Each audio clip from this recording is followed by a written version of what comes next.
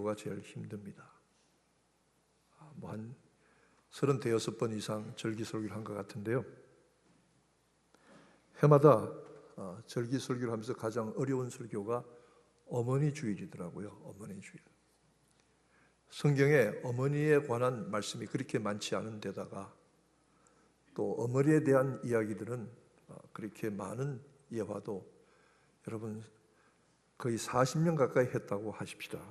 더 할 말이 없을 정도입니다.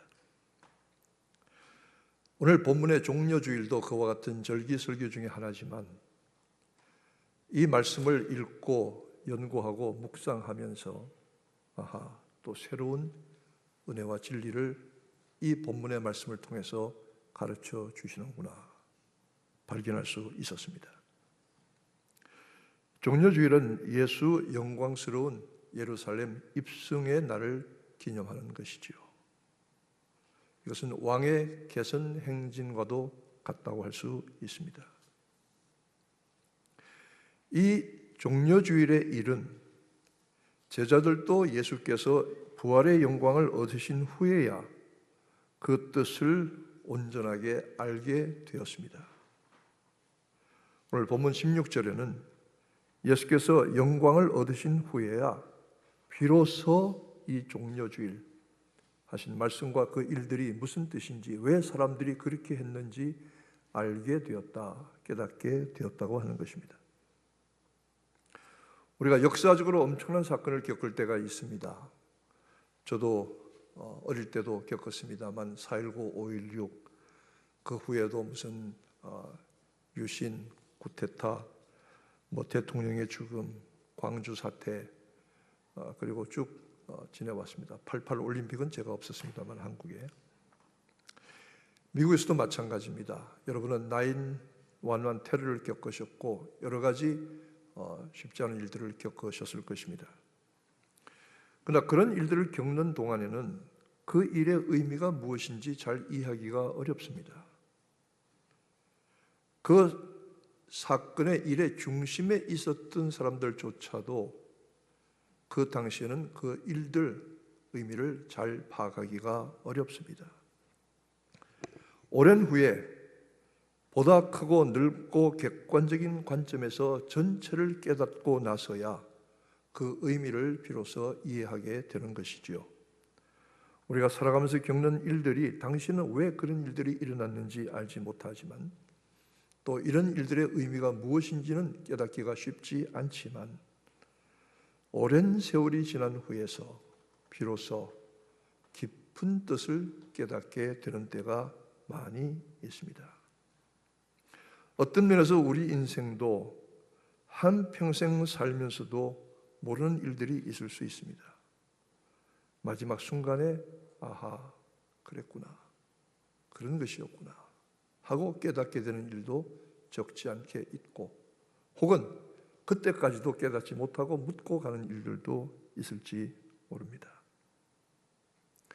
여러분, 예루살렘으로 가시는 분들이 첫 번째로 되게 일정에 잡히는 것이 감람산 겟세마네 동산에 올라가게 되고 그곳에서 예수께서 눈물 흘려 기도하셨던 겟세마네 그 동산의 기념교회에 들어가게 돼서 그 건너편을 바라보면 기드론 골짜기가 깊이 파여 있고 그 반대편에 예루살렘 성이 높은 산 위에 자리 잡고 있는 것을 보게 됩니다. 그 예루살렘 성을 바라볼 때 바로 감람산에서 기드론 골짜기를 건너서 눈에 보이는 문이 있습니다. 문이 두 개의 아치 모양으로 된 붙어 있는 문인데 한 문입니다. 그 문은 황금문이라고도 하고 동향문이라고도 합니다. 왜 황금문이냐 하면 해가 떠오를 때에 동쪽에서 떠오르는 태양이 그 예루살렘 성의 돌들이 되게 황금색입니다. 아침 햇살이 찬란하게 비치면 그 성 자체가 황금빛으로 빛나는데 그 문이 바로 그 중심에 있습니다. 동향문이라고도 하고요, 메시아의 문이라고도 합니다. 그 문을 열고 들어가면 바로 성전에 들어갈 수 있게 되기 때문입니다.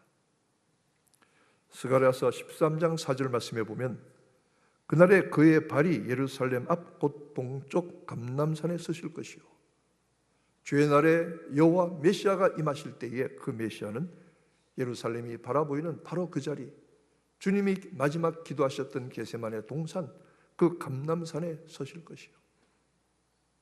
계시록 14장 1절에 보니까 보라 어린 양이 시온산에 섰고, 에스겔서 44장 2절에 여호와께서 내게 이르시되 이 동향문을 닫고 다시 열지 못할지니 아무도 그리로 들어오지 못할 것은 이스라엘 하나님 나 여호와가 그리로 들어왔습니다. 그러므로 닫아줄지니라.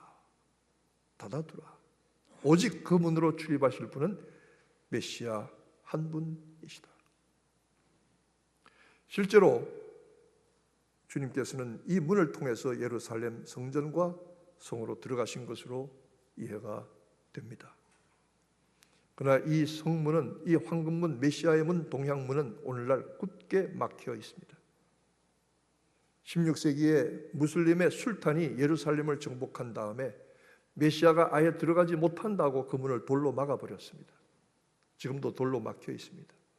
그런다고 메시아가 못 들어가시겠나요? 이 황금문으로 들어가시는 예수, 성전의 성벽의 동문으로 들어가시는 예수, 갈릴리에서 따라온 수많은 무리들, 유대 무리들이 호산나 찬송 부르며 뒤따릅니다. 종려나무 가지를 뒤흔듭니다. 겉옷을 깝니다. 이제 세상이 바뀌고 하나님의 나라가 이루어진 줄로 알았을 것입니다. 아까 우리 아이들이 그 종려나무처럼 생긴 그 종이를 흔들었는데, 종려나무는 미국에서 자라는 이 야자나무 혹은 팜추리와는 좀 다릅니다. 그래서 쉽게 말하면 대추야자라고도 합니다. 대추야자. 여러분 대추야자를 잡숴보신 분들 알겠지만 마켓 가면은 잘 말린 팜데이트라고 있습니다.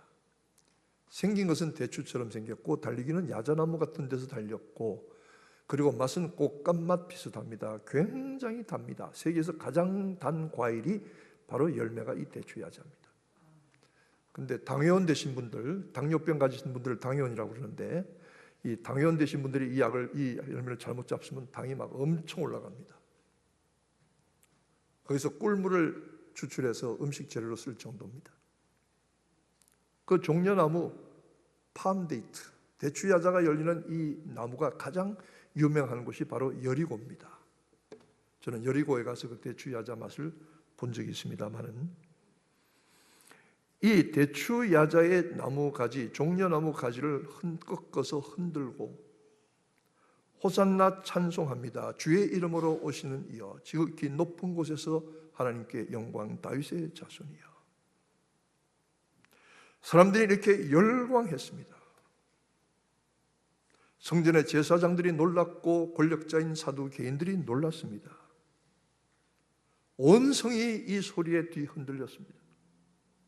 그런데 단 한 사람, 가장 차가운 마음으로 이 일을 새기고 있는 분이 있었습니다.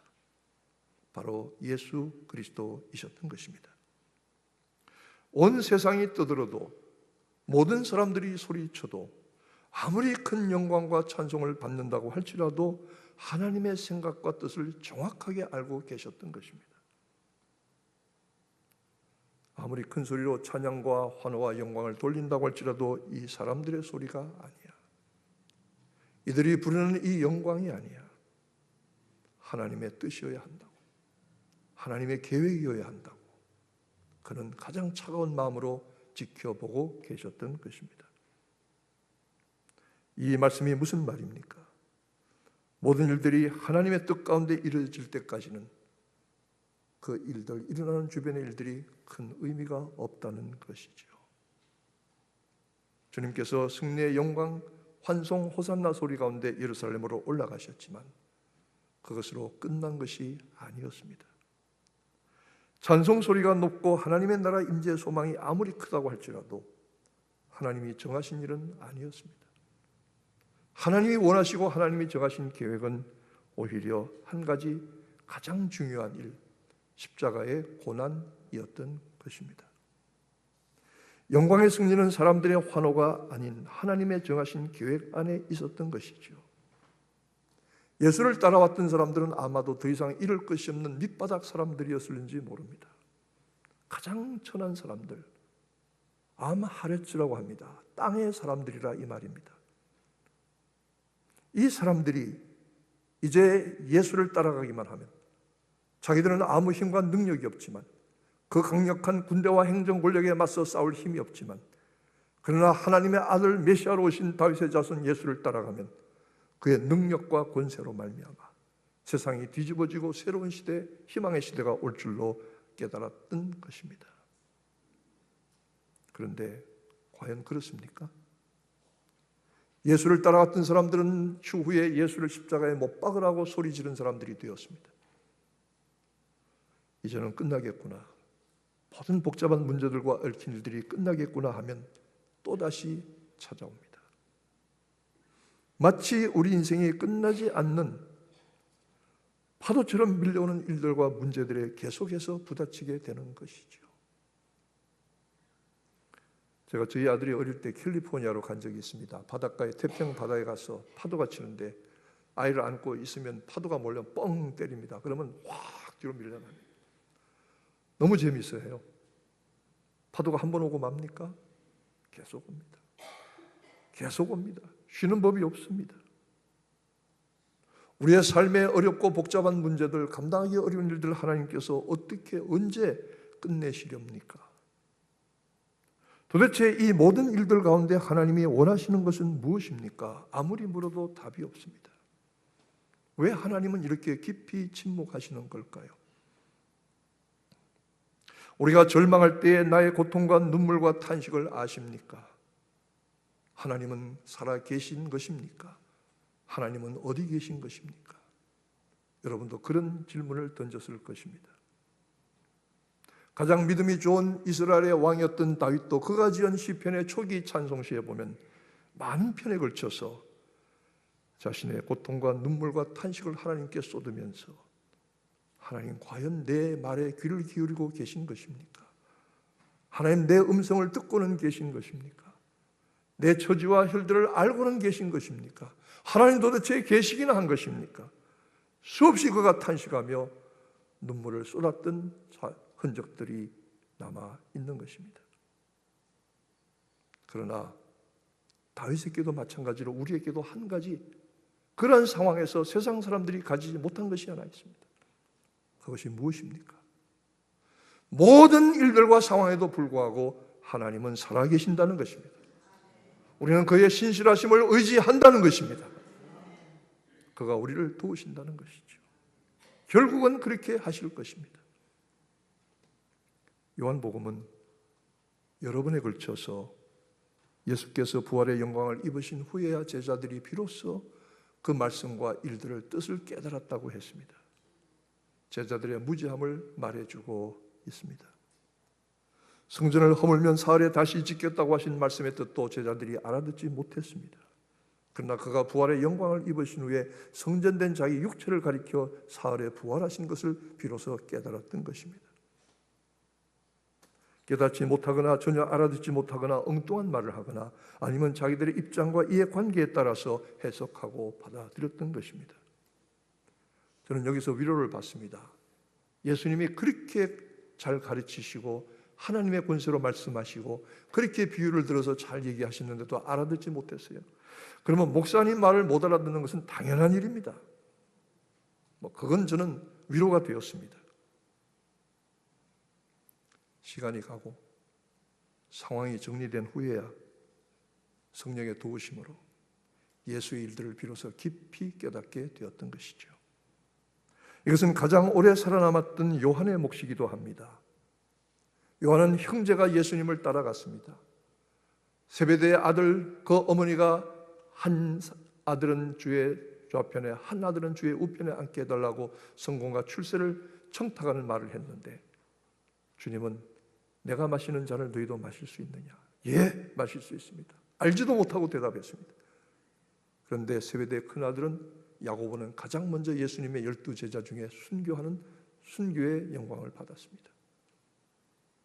그 동생인 어린 요한은 90이 넘도록 살아남아서 지독한 고생을 살아서 겪으면서 주의 말씀을 다시 한번 깨닫고 생각하고 또 생각해서 요한복음 귀한 생명의 말씀을 우리에게 남겨주었던 것입니다.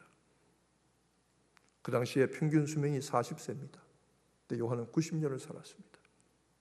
얼마나 긴 세월 동안 주님의 말씀을 생각하고 묵상하고 그 은혜를 사모하고, 그러므로 요한복음은 얼마나 그 의미가 깊은 영적인 복음인지 모릅니다. 마태, 마가, 누가복음은 공관복음서라고 말하지만 요한복음은 제사복음, 영적 복음서라고 말하는 것과도 그 이유가 같습니다. 그러기에 요한복음은 그 말은 아주 쉬운 말이지만 그 내용은 그렇게 이해하고 받아들이기가 어려운 말씀이 바로 요한복음입니다. 여러분, 세상에 말은 어렵지만 내용은 쉬운 것들이 있어요. 제가 서울에서 목회하던 교회는 3월 1일만 되면 꼭 3.1절 등반 예배를 갑니다. 여러분, 3월 1일이 어떤 날입니까? 얼마나 금쪽 같은 공휴일 아니겠습니까? 그리고 제가 금년까지 무려 37년 동안 살은 결혼 기념일이 아니겠습니까? 그날마다 등반 예배를 갑니다. 속상합니다. 가면은 현수막을 답니다. 무슨 교회 3.1절 기념 등반 예배라고 달고, 그리고 원로 장로님이 나오셔서 만세 삼창을 하십니다. 대한독립 만세 삼창을 하십니다. 그리고 스님 장로님은 나가서 독립선언문을 읽습니다. 한국말로 읽고 한문체로도 읽습니다. 한문체로 읽으면 무엇입니까? 오등한 자의 조선인의 자주민인과 조선의 자주국임을 선언하노라. 차로서 세계 만방에 고하여 이로써 인류 평화의 대의를 극명하고, 뭐 이런 식으로 독립선언문 있지 않습니까? 그게 그렇게 어려운 말 같아도 알고 보면 아주 쉬운 말입니다. 우리는 조선인의 자주민인과 조선의 자주국임을 선포한다는 말입니다. 이 일로 세계 만방의 큰 의의를 밝히 드러내겠다는 것입니다. 아주 쉬운 말인데 왜 그렇게 말은 어려운지 모르겠어요. 요한복음은 정반대입니다. 요한복음은 얼마나 쉬운 말씀인지 모릅니다. 그러나 그 말씀의 깊이는 얼마나 깊은지 어떤 성경학자는 말하기를 코끼리도 건너갈 수 없는 깊은 바닷물과 같다고 했습니다. 그런데 그 말씀의 진리를 믿음으로 받고 깨닫는 사람에게는 어린아이들도 건너갈 수 있는 얕은 물이라고 했습니다. 영접하는 자, 또 그 이름을 믿는, 곧 그 이름을 믿는 자들에게는 하나님의 자녀가 되는 권세를 주셨으니 이는 혈통으로나 육정으로나 사람의 뜻으로 나지 아니하고 오직 하나님께로서 난 자들이니라. 여러분, 이 말씀이 깨달아지십니까? 이 쉬운 말씀이 깨달아지시고 믿어지시면 아멘 하시기 바랍니다. 또 증거는 이것이니 하나님이 우리에게 영생을 주시는 것과 이 생명이 그의 아들 안에 있는 그것이니라. 아들이 있는 자에게는 생명이 있고 하나님의 아들이 없는 자에게는 생명이 없느니라. 이렇게 쉬운 말이 어디 있습니까? 근데 이 말씀의 뜻을 깨닫지 못하고 죽어가는 영혼들이 얼마나 많은지 모릅니다. 요한은 그가 90년 동안 살아남은 동안에 평생 하나님의 말씀을, 주님의 말씀과 가르침을 반추하고 또 반추하고 새기고 또 새겼던 것입니다. 그때서야 비로소 자기도 알지 못했던 뜻을, 아하, 그때 그랬었구나, 그래서 그 말씀을 하셨구나, 비로소 깨닫게 되는 것이죠. 우리는 살아가면서 우리의 어리석음을 하나님 앞에 인정합니다. 하나님 앞에 시인하고 고백합니다. 그리스도는 사람들의 환호나 찬송이나 영광이나 존귀를 받기 위해서 오신 분이 아니십니다. 그는 나귀 새끼, 그것도 나귀의 새끼를 타고 예루살렘 높은 산으로 오르셨던 것입니다. 그가 받으셔야 할 것은 사람의 것이 아니라 하나님의 영광이었습니다. 그 영광은 고난과 부활 후에서라야 비로소 주어지는 하늘의 영광이었습니다. 사람들도 제자들도 알지 못했던 것, 그러나 그 영광의 의미를 홀로 새기고 차가운 마음으로 고난의 길을 가셨던 예수 그리스도, 그분을 기리고 그분의 길을 가겠다고 나서는 절기가 바로 오늘 이 종려주일입니다. 이 은혜가 여러분들에게 충만하시기를 축원합니다. 아멘. 기도하겠습니다. 하나님 아버지, 우리 주님이 가셨던 종려주일 그 영광의 길이 사실은 고난의 길이었던 것을 알게 하시고, 당신은 깨닫지 못했던 깊은 은혜와 진리를 저들이 살아가면서 믿음의 눈으로 보게 하시고 깨닫게 하심으로 깊은 구원의 자리에 들어가도록 도와주시기를 예수님의 이름으로 기도하옵나이다. 아멘. 찬양팀 잠깐만.